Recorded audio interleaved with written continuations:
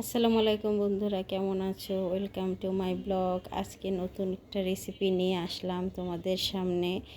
আজকে butter chicken বানাবো, তাই অল্প করে মুরগি নিলাম। এগুলো মশলা মাখিয়ে রেখেছিলাম, তেলে ভেজে নিচ্ছি। ভালো করে একটু ভাজার পর মানে মোটামুটি সেদ্ধ করে নিব। হালকা একটু ব্রাউন কালার করে নিব, তাহলে মানে ঘ্রাণটাও ভালো আসে আর দেখতেও ভালো লাগবে, তাই ভেজে নিলাম। ভালোভাবে ভাজার পরে বাকি মশলা দিব আমি। তো এগুলো ভাজা শেষ। এখন আমি পেঁয়াজটাকে একটু ব্রাউন কালার করব, তারপরে টমেটো, পেঁয়াজ, আদা, রসুন এগুলো এর ভিতরে দিয়ে ভালোভাবে নেড়ে নেব। তো এগুলো তো ব্লেন্ডার করব, তাই একটু হালকা সিদ্ধ করে নিচ্ছি, তাহলে ব্লেন্ডারটা ভালোই হবে। বাদামও দিলাম, বাদাম দিয়ে একটু পানি দিয়ে দিছি, কারণ একটু ভিজা ভিজা থাকলে ভালো হবে।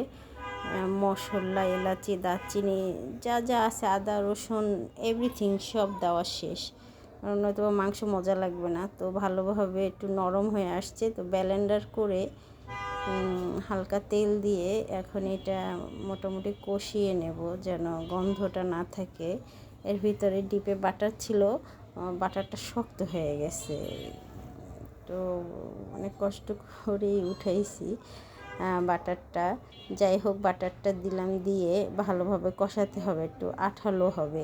বাটারটা কষিয়ে নিয়ে ভালো করে ঘ্রাণ যখন একদম বাটারের একটা ঘ্রাণ বের হয়ে যাবে, তারপরে আমরা মুরগিটা দিয়ে দেব। তাই ভালোভাবে কষাতে হবে। ভালোভাবে কষিয়ে নিলাম, কষানো শেষ। এখন মুরগির পিস কয়টা দিয়ে দিলাম।